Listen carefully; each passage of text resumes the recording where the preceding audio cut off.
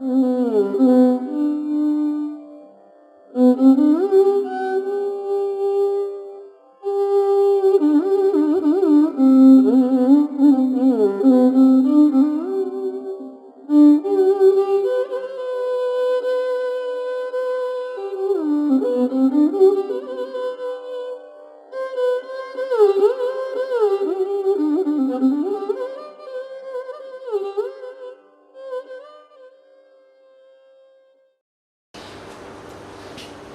have seen how the sets of discontinuity should be, and we have seen the notion of lower and upper, so we can choose functions. These are some of the things that we see. Now I'm going to look at them slightly in various aspects. So the next thing that I will look at is the notion of convergence.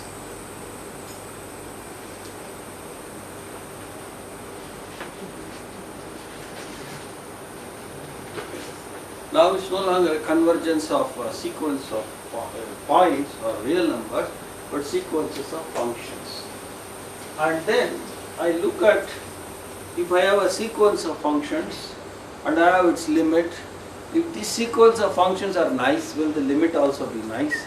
If not, how badly not nice it will be, or questions like that. So the question is the following. So let S be, first let's put the situation on this. Let S be any subset of R. It can be a finite set, it can be a countably infinite set, it could be anything, an interval or the whole line or whatever. So let S be any finite set, and Fn a sequence of functions from S to R.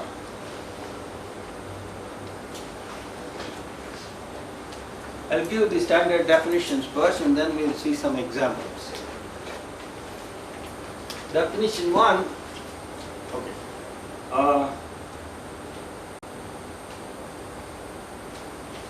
Let I be any point in S. Before I give the definition, let's look at what's happening.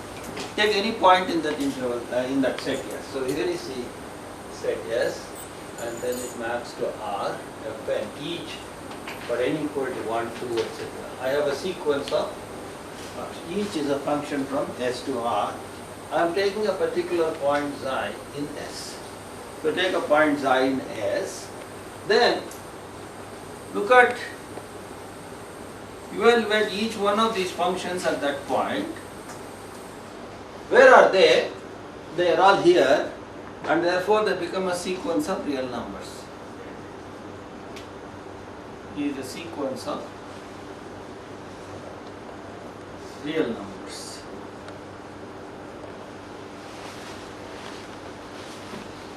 Now the moment I have a sequence of real numbers, I ask whether it converges. So the question is, does Fn xi converge? If it does, then we say that this sequence converges at that point xi. So if it does, we say the sequence Fn converges at xi. Okay, so what is the definition? Okay, and say converge, it does say converge to alpha, some number alpha it converges, then we say that this sequence converges at xi to the limit alpha. So what should be our definition? So what does this mean? That's what we are going to write. Okay. So our first definition is the same structure, same setup. I have Span S mapping, mapping S to R. Fn is said to converge at psi belonging to S to alpha if f and psi converges to alpha. What does this mean? That is, if the same, beyond a certain stage, f1 psi and alpha are close enough. So, if for every epsilon positive, there exists a stage which will depend on epsilon and the point at which I am looking at, such that n greater than n psi, n epsilon psi implies mod f n psi minus alpha is less than epsilon. This is the standard definition of convergence. Beyond a certain stage, the numbers f n psi and the number alpha are as close as you want. That's the definition of convergence at a point. So we say the sequence converges at a point psi if this happens at psi. Now, we know that a sequence of real numbers converges if and only if it's a Cauchy sequence by the completeness. So this can be alternatively stated that if f1 psi is a Cauchy sequence. So clearly this happens if and only if f1 psi is a Cauchy sequence. What does that mean? That is, if and only if for every epsilon positive there exists an n epsilon psi such that beyond that stage all these numbers cluster within an epsilon distance. That is the Cauchy. So you can look at the convergence at a point either through the limit or through the Cauchy distance. And if it happens at every point on S, we say the sequence converges pointwise on. So, suppose Fn converges at every point in S, what happens? Then limit n tending to infinity Fnx exists for every x in S. It converges at every point, so the limit exists. So now we define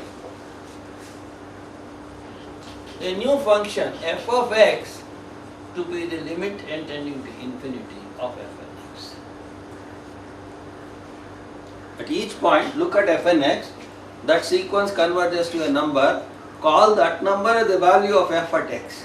So we have f mapping S to R. We say Fn converges to f on S pointwise. So what is the formal definition therefore? The definition is Fn maps S to R, f maps S to R, Fn converges pointwise on S to F if for every psi in S, for every point the convergence happens, for every epsilon positive there exists a stage which will depend on psi such that n greater than n epsilon psi implies, we will state it in terms of Cauchy sequences, okay, or mod Fn psi minus f psi for every psi. That stage will depend on probably the point at which you are looking at the convergence. That is the point-wise convergence. Okay, so that's what is point-wise convergence. If we can do this without the stage does not depend at the point, the same stage works for all the points, we call it as uniform convergence. Okay, Fn converges uniformly This is an important concept. Uniformly on S to F, if for every epsilon positive there exists an n epsilon, does not depend on psi, such that n greater than n epsilon implies mod fnx minus fx is less than epsilon for every x in S. That difference is smaller than epsilon at whichever point you look beyond that stage. Now, just like we had the Cauchy thing for convergence, we have the Cauchy thing for uniform convergence. A sequence will converge uniformly if and only it is Cauchy uniformly. So, let's note that also. A sequence, so Fn converges to F uniformly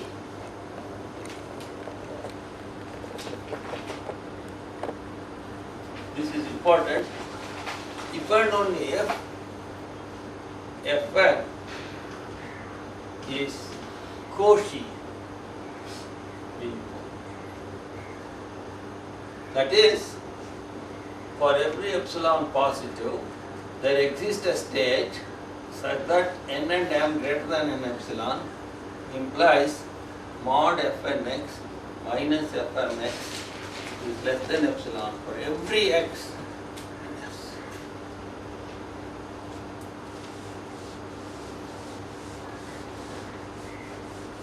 In fact, most of the time, to show that the sequence does not converge uniformly, we will use this definition in the negative form, the negation of this. What is the negation of this definition? Okay, so that's I'll note. Negation.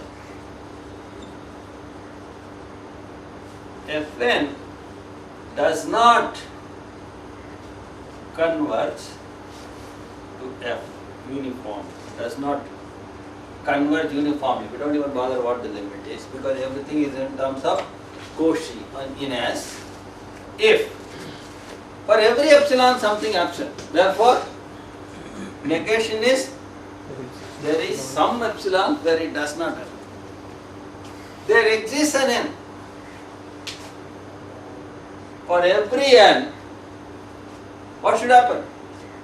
For every n and m greater than n epsilon, this happens. For some n and m greater than, there exists n and m greater than n epsilon, such that this happens for every x, this does not happen. So there exists a xi belonging to S, such that mod fn xi minus fm xi is greater than epsilon.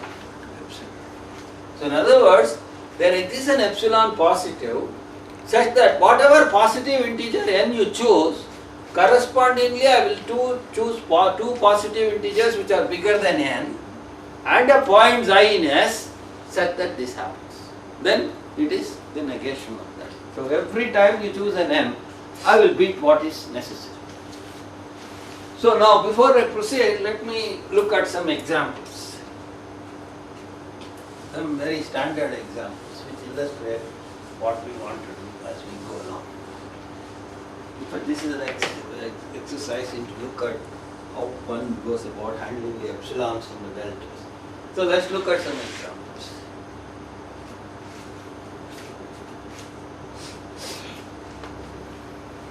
So let's look at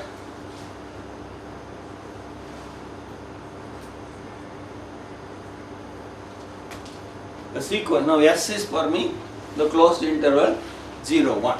So in this case S is 0, 1. Defined as fnx is equal to x to the power of n. So f1x is x, f2x is x squared, f3x is x cubed, etc. etc. Okay, so fnx is x to the power of n equal to 1. Take any xi in S. What is fn xi? Is xi to the n. What happens to this as n goes to infinity? Goes to 0. It goes to 0 unless xi is equal to 1. So let us take xi not equal to 1. Then this being a number which is smaller than 1, if you go on iterating it, it gets smaller and smaller. This goes to 0 as n tends to infinity. Whereas fn1 is equal to 1 for all n, and therefore fn1 converges to 1. So therefore we are in this situation where at every point it converges. So if we define f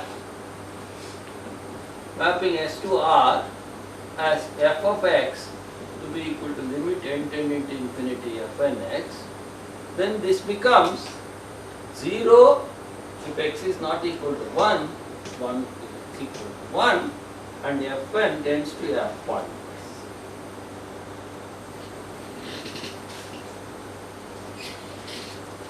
Of course, it's a question whether it converges uniformly to this function. Okay, that we'll see later. Okay, I'll do one or two more examples. One of them I'll illustrate, and the other one will, after a later stage, we'll find that very trivially we can conclude that this does not converge uniformly. At present, we don't have the machinery with us. Once we learn something about uniform convergence, some of these things are very easy to see that they are not uniformly convergent. Okay, let me take another example.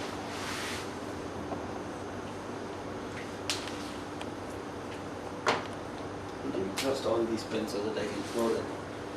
Let us take S to be R.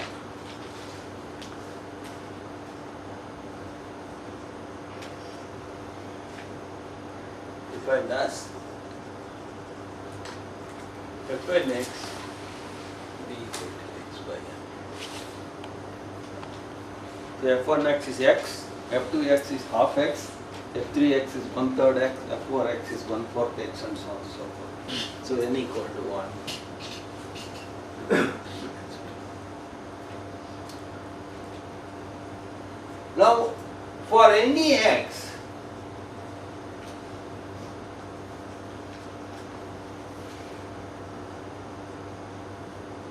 what is this limit? So fix x, some 0.5 by n, as n goes to infinity, that goes to 0. So what it says is, this sequence converges to the constant function, 0 function, for every x. So let f be defined as fx equal to 0 for every x in S, every x in R. Then fn x tends to fx, converges to fx, pointwise.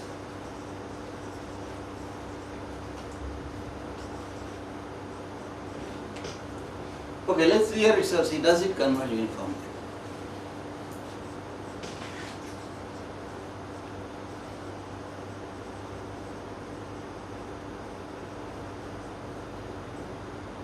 Now before we do that, let us look at this little more carefully.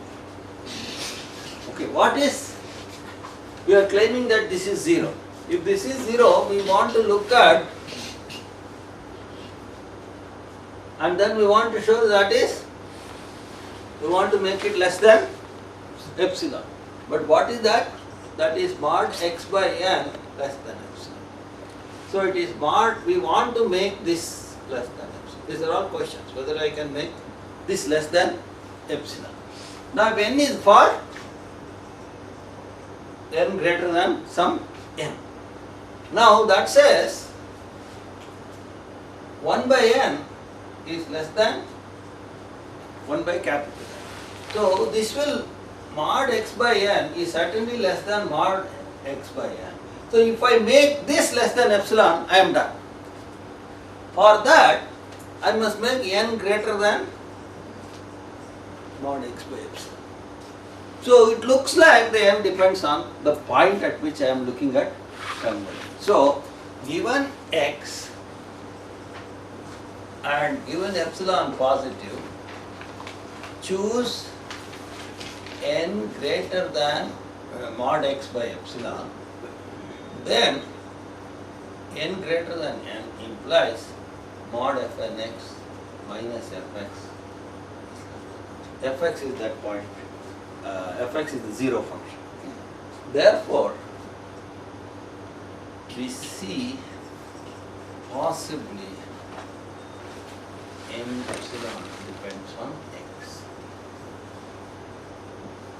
and therefore likely that there is no uniform convergence. But that's not a proof.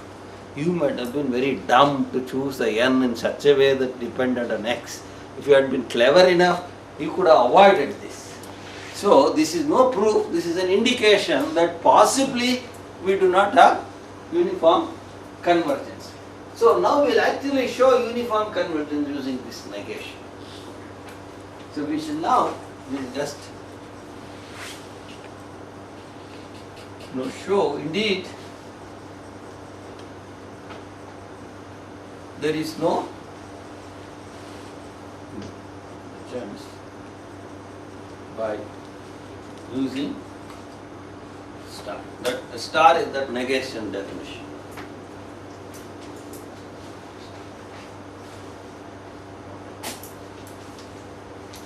Now,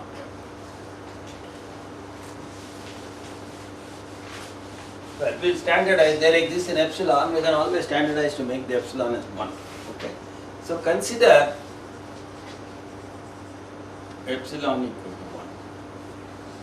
So we have shown that we are going to work with this epsilon. There exists an epsilon greater than.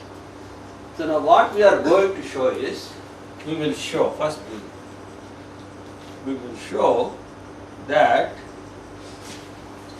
for every positive integer n, we can find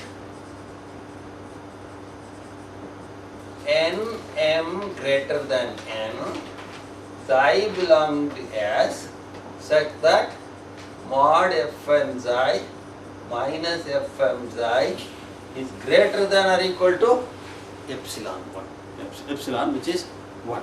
That is the, if you show that, then we are done. No matter how far you go, there is always a point at which this is violated. So you can't have uniform. For uniform convergence, we must have this not violated at every point. Okay. So this is our job. So okay, so here is the stage n. First let's look at the n and m. We want to choose the n and m greater than m. So let us, without loss of generality, say that n comes first, m comes later. Whichever, otherwise you just change the name, call this as m and that as m. Now, I will call this as some alpha times n. I don't know what proportion of n I will take here, and beta times n. So let n be equal to alpha n, m be equal to beta n, alpha less than beta, okay, beta greater than alpha, and I want both of them to be greater than 1 because this should lie to the right of n. So I will decide later how to adjust these alphas and the betas. At present I don't know. I only know that I have to be to the right of n, so it is some multiple of n, and this also should be multiple of n, so beta should be greater than alpha because assuming m is greater than n. Then I will estimate this and choose the psi in a clever way so that that becomes greater than 1. So clearly n and m greater than n. Okay. We have fn psi minus f psi, fm psi. We will estimate that. What is that? What was my function? Okay, x by n. So this is psi by n minus psi by n. Right? So I will erase this. This is still my example. I should not erase it. Anyway, so I will write this here. Fn psi minus fm psi is equal to psi by n minus psi by m. I will just pull out the mod psi into 1 over n. What is 1 over n? 1 over alpha n minus 1 over beta n. So again that n comes out into beta minus alpha by alpha beta. I can write, I don't have to write modulus there because beta I am assuming greater than alpha. So now all I have to do is choose the xi carefully and alpha and beta in terms of alpha, beta and n so that this becomes equal to 1. So for example, choose, I will kill this to 1, beta equal to 3, alpha equal to 2. Okay, 3 times n and 2 times n. So that the numerator becomes what? 1 and this becomes 6. So mod xi equal to by 6n. I want this to be equal to 1. When will that be equal to 1? Xi equal 6, yeah. When mod xi equal to, correct? 6n is it? When mod xi, okay, choose mod xi equal to 6n, positive only. We choose you can choose anywhere. We'll choose xi to be 6n. So, what happens to this? This becomes equal to 1. I wanted greater than or equal to 1, I got 1. So, what have I done? Given n, epsilon equal to 1, given any n, choose m to be 3n, n to be 2n, xi to be 6n. Okay? Then n and m are greater than n, but mod fn xi minus fm xi is equal to 1. And therefore, we cannot have uniform convergence. If we had uniform convergence, beyond a certain stage, everything should have started becoming less than 1.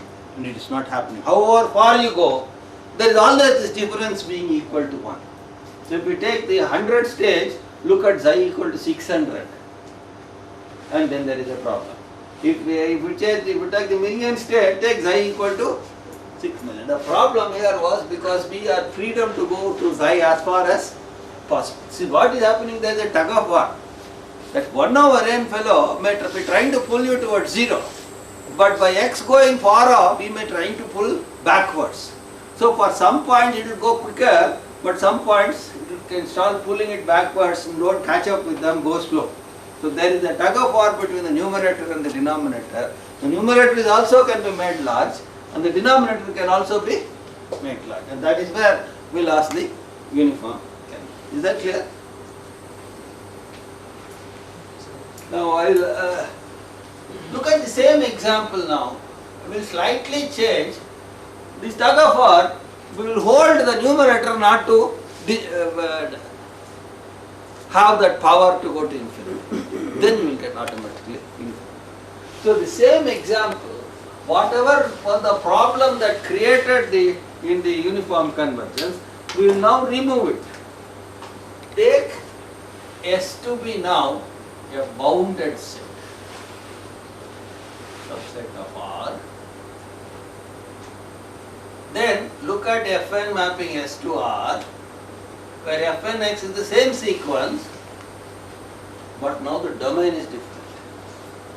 The domain is now a bounded set. What we have here is an extension of that function. We are now restricting that function to a bounded set. Then what happens?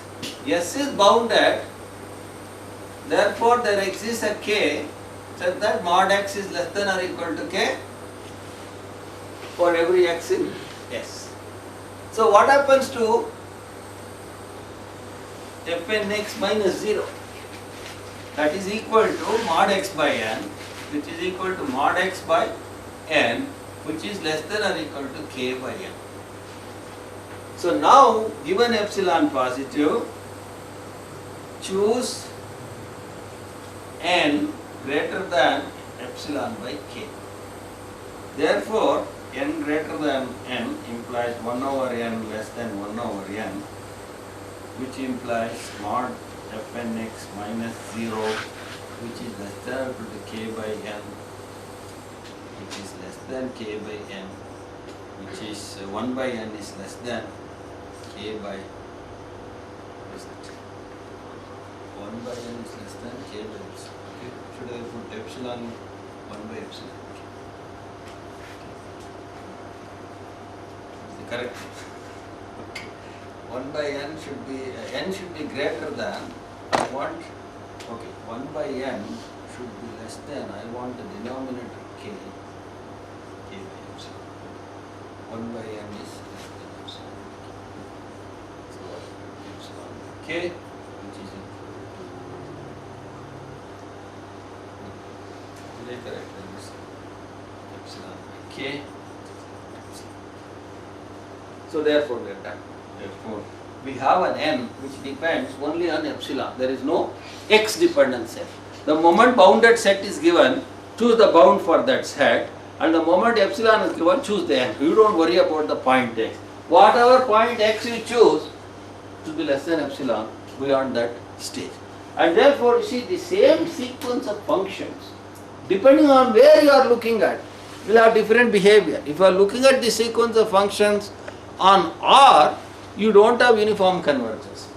But if you are looking at the sequence of functions on any bounded subset, then you have uniform convergence. That's why I keep on saying that whenever you talk of a function, you must very again find the answers for that. Okay, I will perhaps get you to very more serious business. So example number I forgot, n plus 1. 4. Again, I will take Fn mapping R to R. Yes, is R. Okay? Fnx is 1 by, these are all very standard examples. 1 by 1 plus nx squared. Okay. Now, if x is not 0, Fnx tends to 0 as n tends to infinity. But if x is 0,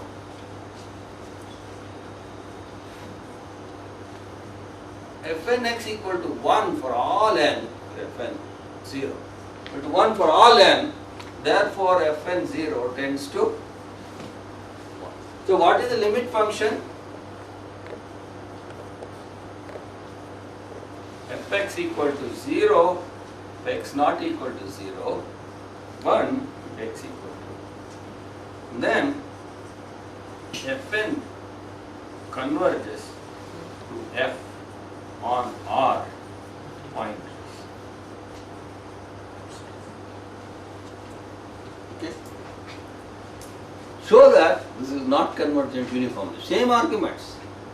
Choose epsilon equal to 1. Choose take any positive integer n. Choose little n is equal to alpha and little m equal to beta n, beta greater than alpha greater than 1. Then estimate and adjust the size so that it becomes equal to 1, and therefore not uniform convergence. We will see later not uniform convergence much more easily. Therefore not. But this does not converge uniform.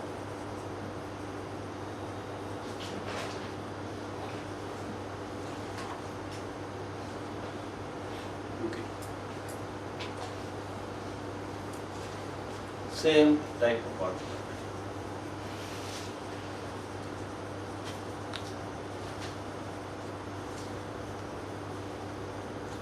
It's sort of a standard type. You can manipulate with this alpha and beta and adjust the size so that epsilon. Some people write epsilon equal to 1 by 24 or 1 by 12 and adjusting all that. But you can always standardize it to epsilon equal to 1 and adjust your alphas and the betas in it. Otherwise it looks like magic. In one problem it is 1 by 12 epsilon, the other problem epsilon will be 1 by 24 works. You can standardize to 1. There is no problem about that. Okay, so now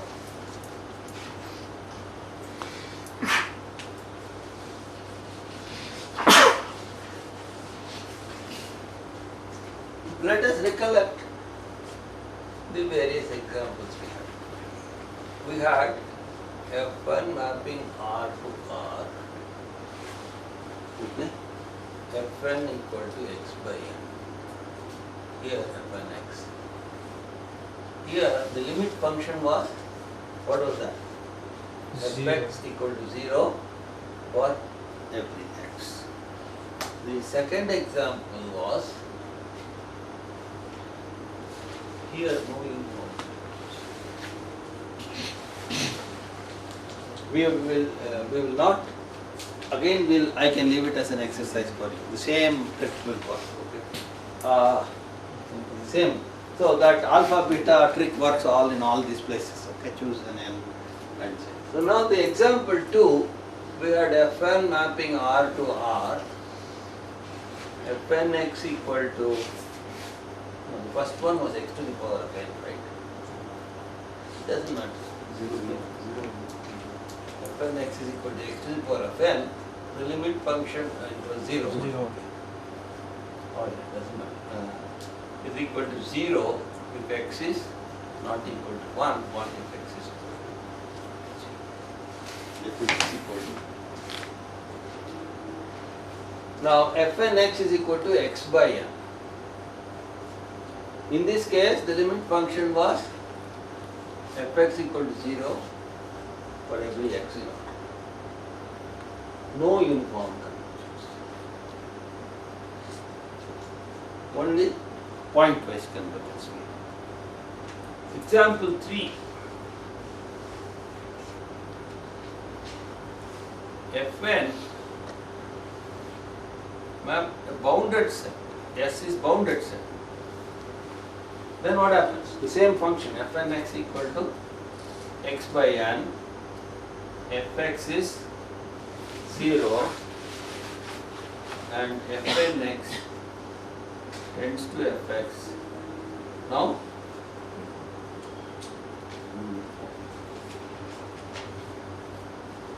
example 4, Fn mapping R to R. I will not make that. I will make one more comment here. Example Fn mapping R to R. Fn x equal to 1 by 1 plus nx squared. Fx is what? 0 if x is not equal to 0. 1 if x equal to 0. No uniform convergence. Okay. The last example I am going to write is the following. The same I'll now, just like here, when I made this into a bounded set, I got uniform convergence. I'll make a slight adjustment here, it's not difficult to see. Let us take Fn mapping AB to R, where A is positive. Take any interval AB and take Fn mapping AB to R, where A is positive, the same sequence of functions. Fn x will be equal to 1 by 1 plus nx squared. Then Fx to be equal to 0 for every x AB. Then Fn converges to just uniform. So when you change that set into a decent set, because in the previous case the problem came at x equal to 0. Now what I am trying to do is I am trying to stay away from that point. Okay, I have gone away from that point. I have taken AB. I don't have the troublesome point. Then everything is okay. Right. So now if you look at in these examples, forget about the limit function first. If you look at the sequence, every member of that sequence is a continuous function. X is a continuous function, x squared is a continuous function, x cubed is a continuous function. So Fn x is a continuous function for every n. If you look at this, again, it's a continuous function. X by 1, x by 2, x by 3, they are all linear functions, they are all continuous functions. Here, again, it is a continuous function. The problem comes only when the denominator vanishes. The denominator does not vanish at all. It is nx squared. N is positive, x squared is positive, and 1 is positive. Its denominator is at least 1. So there is no question of denominator vanishing. So this is also continuous. So in all these examples, the sequence consists of continuous functions. Now the question is, in the limit also do I get continuity? If the limit function continues. Here the limit function is not continuous because it is 0 up to 1. At 1 suddenly it jumps to 1. In this example I have uniform convergence and the limit function is continuous. It is a constant function. Limit function is continuous but no uniform convergence. Limit function is not continuous here because it is 0 at x equal to 0 and at all other places it is 1. And here the limit function is continuous. Now what this says is, whenever I have uniform convergence, I certainly have limit function also as continuous, but when I have no uniform convergence, I may have continuity of the limit function or I may not have continuity of the limit function. So what it says is, there is no guarantee that the point-wise convergence preserves continuity. However, there is an indication, this is not a proof, there is an indication that uniform convergence preserves continuity. Because if you probably try more examples, you may there also fail. So at least a couple of examples suggest that uniform convergence. But one thing decisively we can conclude is, there is no guarantee that the point-wise convergence preserves continuity. It may or it may not. So therefore, we see immediately, we see from example that was 1 and this is 2, that point-wise convergence may or may not preserve, I will call it as preserving continuity. Every step I am taking is through continuous function, but suddenly it vanishes in the limit. That continuity is somehow lost. Whereas examples, what was the other thing? Where was the uniform? Example 3 and 4. Examples 3 and 4 suggest, they don't assert, suggest that uniform convergence may preserve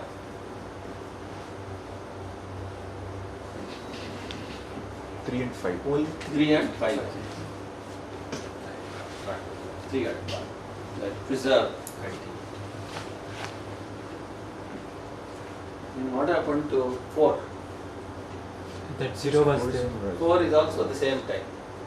Okay, 1, 2 and 4. If you don't have uniform convergence, you may not have continuity. So, we will come back later. We don't give up. If it doesn't preserve continuity, does it preserve something at least? That's what we always worry about. If it's bad, it can't be that bad. There must be something nice. So we will come back to that question a little later. But right now, let us see the good part. This is suggested and now that's a theorem. Now we shall state this is indeed true. This is the great advantage of uniform convergence. It preserves continuity. If every member of the sequence is continuous, the limit function is also continuous. So that's the first theorem 1.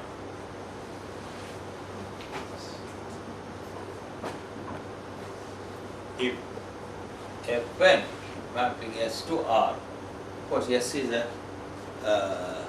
subset of R, is the sequence of functions continuous on S. Now when I say continuous on S, you have to look at the topology with respect to S. Only for those points X which are in S, you must estimate. You can't write mod Fn x minus Fn x naught less than epsilon for all x, but for those x which are in S and which are within a distance delta from x naught. That is the thing that I mean. Otherwise, if you take it as an interval, if you don't take it. Continuous function on S converging uniformly on S to a function F mapping S to R, then F is also continuous.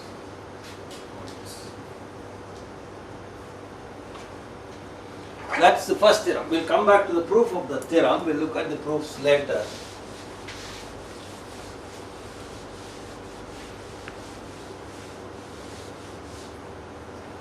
So, therefore, this uniform continuity, one nice thing is, uniform convergence, one nice thing is continuity is preserved. That is the guaranteed aspect of this. Alright. Now, therefore, I am not going to prove this theorem now, I will come back to the proof later. The question then arises, what about point-wise convergence?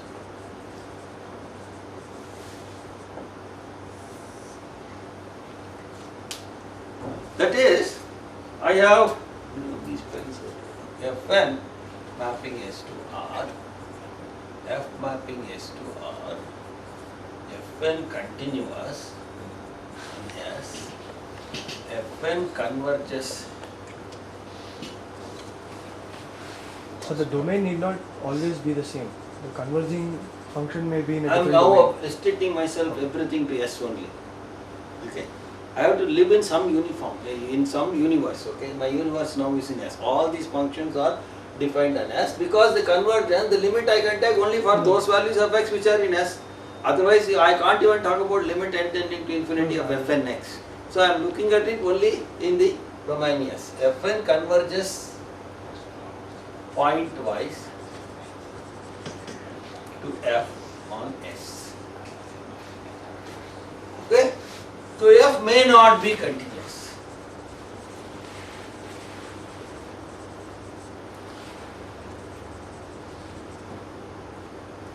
Okay. So the question is how bad this continuity is. How bad discontinuities of F can be.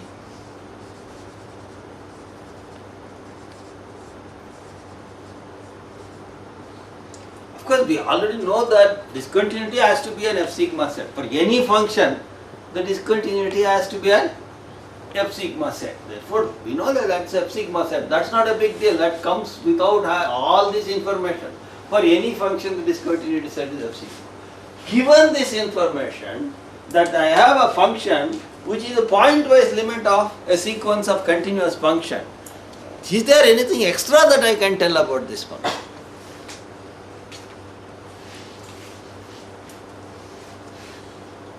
That is real analysis. You don't leave it. You go on punching it and say, bad is not that bad. If a person, see, it is something like this. Let me give an example. What it means is if you have Bharadwaja Gotra, Bharadwaja was a nice fellow, great fellow.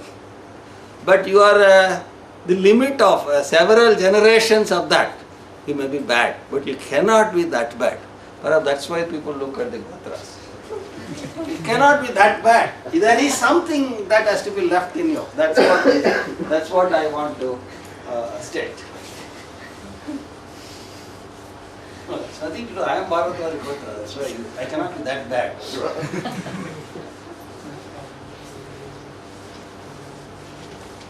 Whatever that means, I don't even understand what it means. But taking into consideration that that could be true, then it really says everybody has to be having something nice in him. So don't worry about the bad parts. Right. So therefore, what I want to do is the following. I'll go on stating some things rather than proving something. Okay, that's afterwards I will come back to the process. Now suppose I start with a sequence.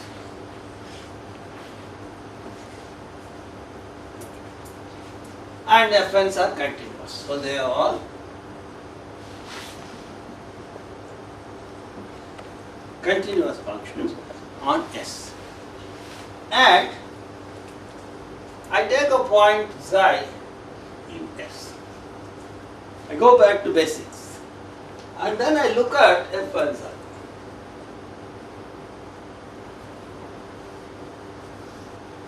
This is the sequence of real numbers now. At each point I evaluate, I get a number. So I do it for every function. And at that point I evaluate f1, I get a number, evaluate f2, I get a number, evaluate f3, I get a number, so I get a number sequence. Well, a priori I don't even know whether this number sequence converges, right? Because I have not assumed anything about convergence at all. So I don't even know whether it converges. Now, if at all it had to converge, minimum it should be bounded, because I know that every convergence sequence is bounded. So, let me put that boundedness in the hypothesis. So there is a hope of convergence. So what is that boundedness hypothesis? So let me put it this way. So we do not know whether this converges. So minimum necessary condition for convergence is that it should be a bounded sequence.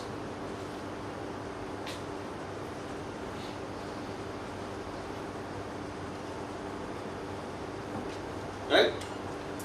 So therefore I will say, I will put it that f1 psi is bounded. Now then I will go and look at another point eta. Then I want there also I want it to be bounded. So I want it to be bounded at all the points. So that I will put. So we make hypothesis. So we assume there exists a k such that mod fn x is less than or equal to k for all n and for all x in S. Okay? So that we don't have to worry about whichever point I look at. Such a thing is called a uniformly bounded sequence. Bounded, and the same bound works for all n and for all x. So this is called, this is simply saying that is fn is a uniformly bounded sequence. So let's say, now once that is given, I am at least guaranteed that fn psi is a bounded sequence. Okay, that guarantees that fn psi is a bounded sequence. Even bounded sequences don't converge. So there is no guarantee that still that fn psi converges. So I am trying to bring it to a situation where I know something. Now what sort of sequences, bounded sequences I know converge? Monotone. If they are monotone. So therefore, let us assume that this sequence is monotone. So suppose Fn is a monotone sequence. Monotone, let's say non-decreasing. The other case is non-increasing. Monotone non-decreasing. That is, Fnx is less than or equal to Fn plus 1x for every x in S and for n equal to 1, 2, 3, etc. We go on. Fnx is less than or equal to Fn plus 1x. So, if I start with a monotone, non-decreasing, uniformly bounded sequence of continuous function, that's what the hypothesis is. So, the theorem should start like this. If Fn is a sequence, monotone, non-decreasing, uniformly bounded sequence, then there is a hope that at every psi, Fn psi will converge. Then, for every psi in S, Fn psi is a monotone, non-decreasing sequence of real numbers, and therefore limit n tending to infinity Fn psi exists.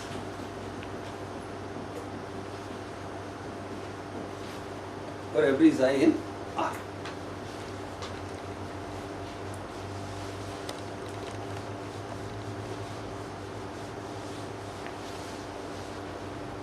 And therefore we define F mapping S to R as Fx equal to limit n tending to infinity Fnx for every x in S. So therefore, Fn converges to F point. That we have. So we have seen from raw what is the nice things that you can do. If we started with a monotone, non-decreasing, uniformly bounded sequence, you can have a point-wise limit. Now we have seen that a point-wise limit may not be continuous. Though we started off with continuous functions, this may not be continuous. Okay. So now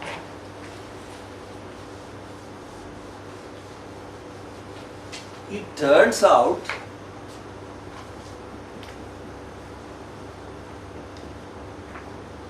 we can show, it turns out that Fx must be lower semi-continuous at every point. So even though continuity was not there, there is something in it. The lower semi-continuity is there. One part was lost. The upper semi-continuity was lost, but still the lower semi-continuity is maintained. That is theorem. So that is proposition 1. Theorem 2 I will call it, whatever that is. Theorem 2 is F1 mapping S to R is a monotone, non-decreasing, uniformly bounded sequence of continuous functions. Then there exists F mapping S to R such that Fn converges to F point-wise. The F must be lower semi-continuous. Yes. Okay. Now, what happens to the monotone non-increasing sequence bounded? That will be upper semi-continuous. The other one will be upper semi-continuous. If we replace non-decreasing by non-increasing, that will be upper semi-continuous. So that is theorem 2. I'll keep coming back to these things later. The proofs and once I state, and these are easy to prove. Okay, these two theorems that I have are not difficult to prove. Now, not only that, since all these fellows are bounded, the limit will also be bounded. So F will be bounded. So F will be a bounded lower semi-continuous function. So if you, the point-wise limit of a non-decreasing sequence of uniformly bounded continuous functions must necessarily be a bounded lower semi-continuous function. Though we cannot assert that it should be a continuous function, we can assert that it should be a lower semi-continuous function. Right. But the harder theorem is that this is the only way to get bounded lower semi-continuous functions. Every bounded lower semi-continuous function can always be obtained at the limit, at the point-wise limit of a monotone non-decreasing uniformly bounded sequence of continuous functions. So the harder part is the converse of this theorem.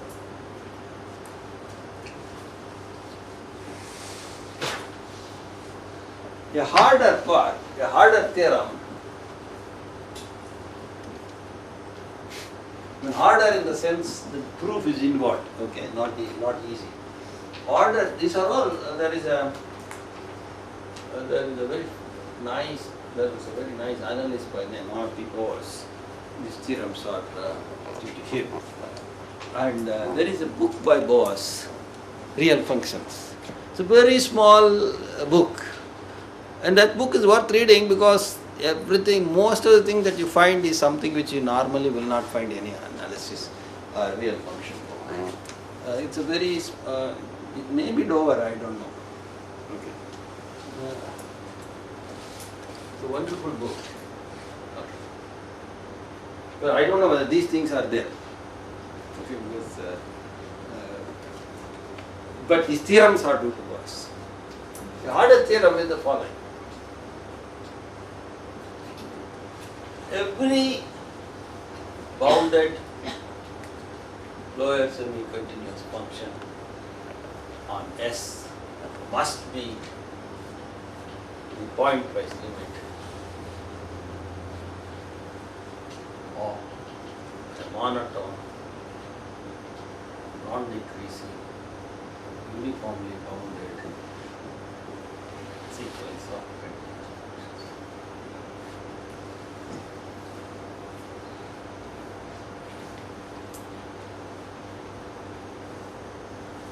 I'll come back to these questions later, make some general comments. Okay.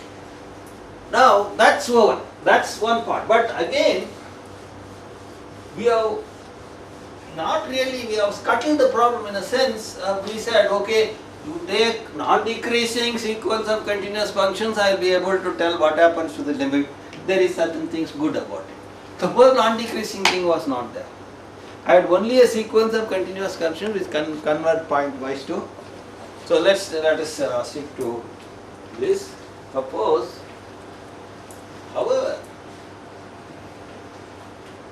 if we have Fn mapping S to R, Fn continuous,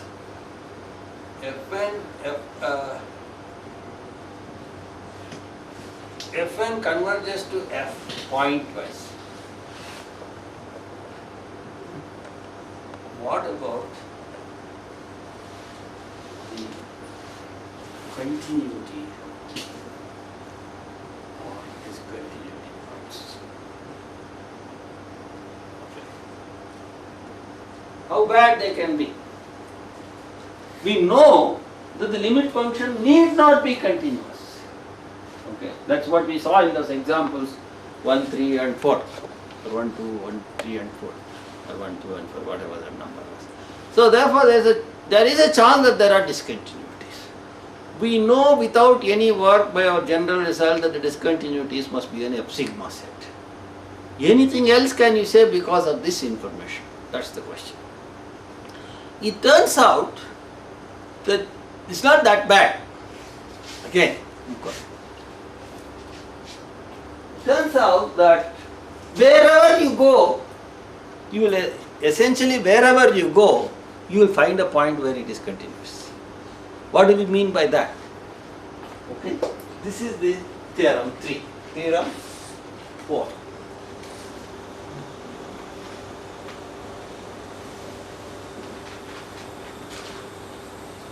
What does the theorem say? Let me first say, what it says is that wherever, turns out, wherever you go, you will find a point at which F is continuous.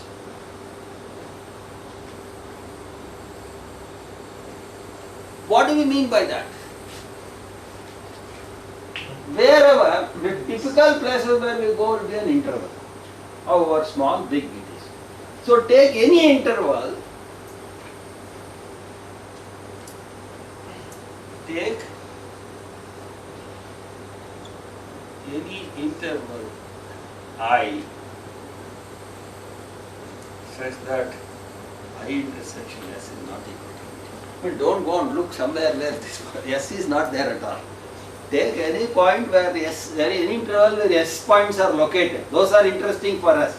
Take any interval which contains S points, then there exists a psi belonging to S intersection I such that F is continuous in S.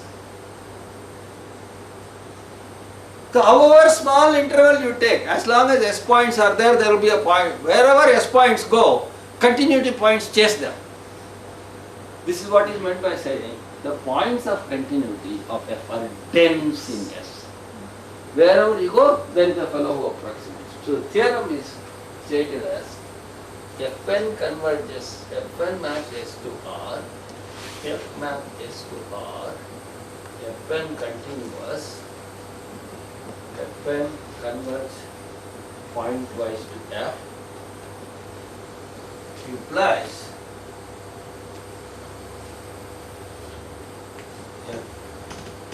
for every I interval, open interval,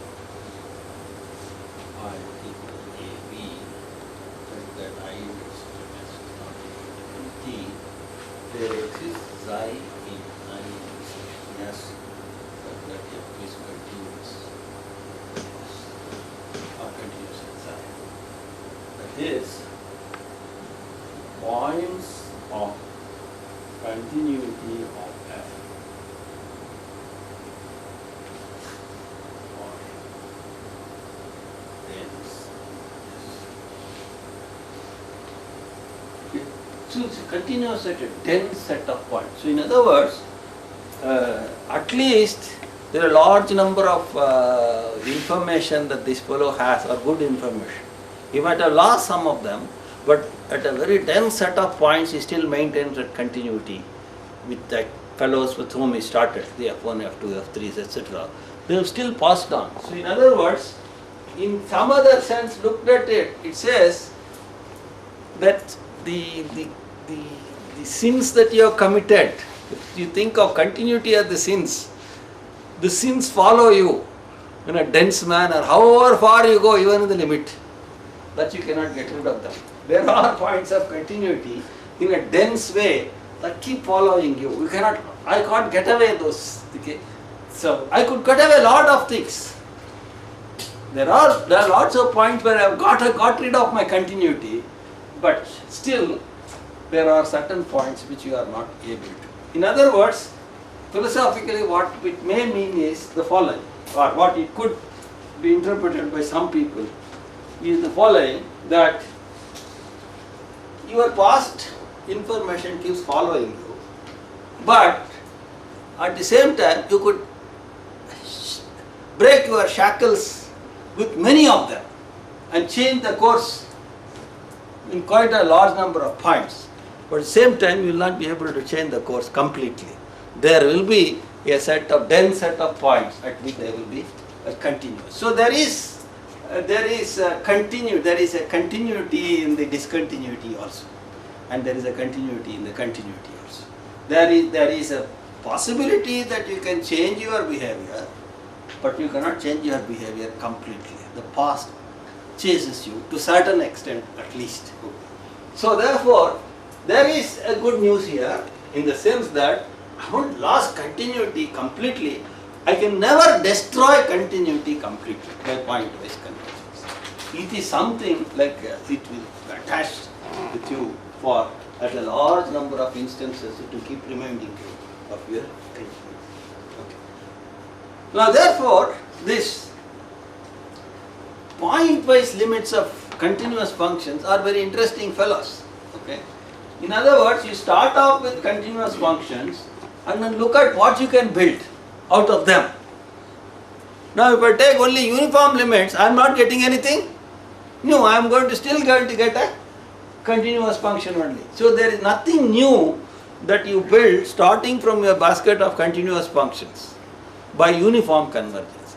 But then if you look at pointwise limit, then you start getting new fellows. So take continuous functions, look at their limits, pointwise limits, not uniform limits. You are going to get new types of functions which are not continuous. You could look at limits which are monotone limits, you are going to get semi-continuous functions.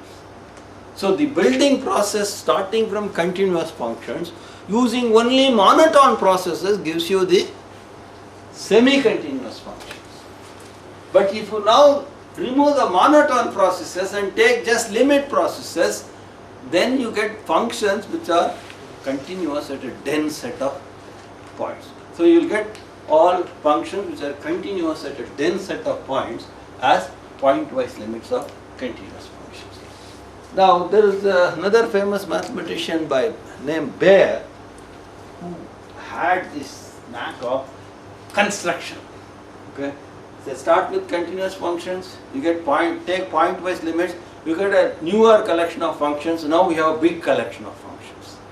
Now take pointwise limits of this big collection you get a bigger collection of functions. So you start getting what is known as continuous functions, you call that the B naught, the 0th level of Bayer class.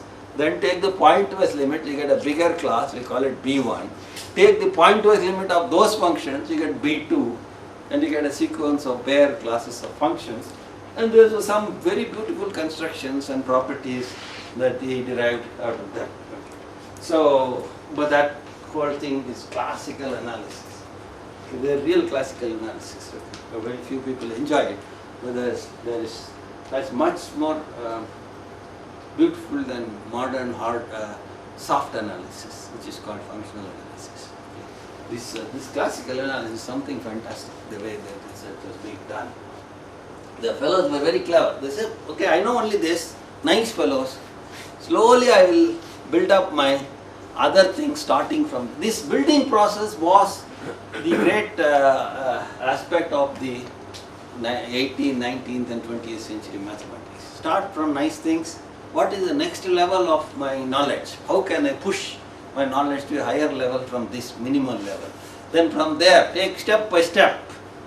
Okay, they always took step by step and move towards higher and higher echelons of knowledge, whether it is continuous functions or whether it is building up measures. Whatever it is, it was always this process of starting from simple things. How far can we go? But when you go as far as you go, that the thing that you started with there is some connection with that will always be maintained. That's what the theorems like this. It will be continuous in a dense setup. The old memory will remain at a large number of points. So, so there is a lot of nice things even amongst bad things. Even if it were not continuous, there will be a lot of nice things about that function. So don't discard a function because it is not continuous. Keep it. That may be more interesting than a continuous function. Because that is something new. Continuous function everybody knows. Okay. Now we can say lower semi-continuous function everybody knows. So go to the next level. What do I get? So that's what their construction is. Okay. I don't know whether I should give you the proofs of this thing, because this is the line of thinking. Okay. Now there is one idea involved in here, which is what is known as, we talked about uniform convergence on a set S. Okay. There is another notion called uniform convergence at a point, or in a neighborhood of a point. It's usually called uniform convergence at a point. Now many of the proofs that Boas gave for this theorems were neatly written down once this concept of uniform convergence at a point was introduced. Okay. I will briefly discuss that and probably indicate the proof of theorem 2 and theorem 3. Theorem 1 is almost trivial. It's not difficult. Maybe I will indicate the proof of that also next class. So I will indicate the proof of theorem 1, 3 and 4, but before doing 4, I will introduce the other notion of uniform convergence at a point. So on the one hand, uniform convergence is very useful because lot of things are preserved under uniform convergence. Continuity is preserved, integrals are preserved, but because differentiation is an additional ball game, but what little bit extra hypothesis differentiation is also preserved. So a lot of things are preserved in the limit, and therefore all this exchange of the limit and the limiting function, limiting with all left and right you do, it's allowed. But at the same time, even if you don't have uniform convergence, there is a lot of things that you can do. Okay. I think I'll stop here and then indicate the proof of this next.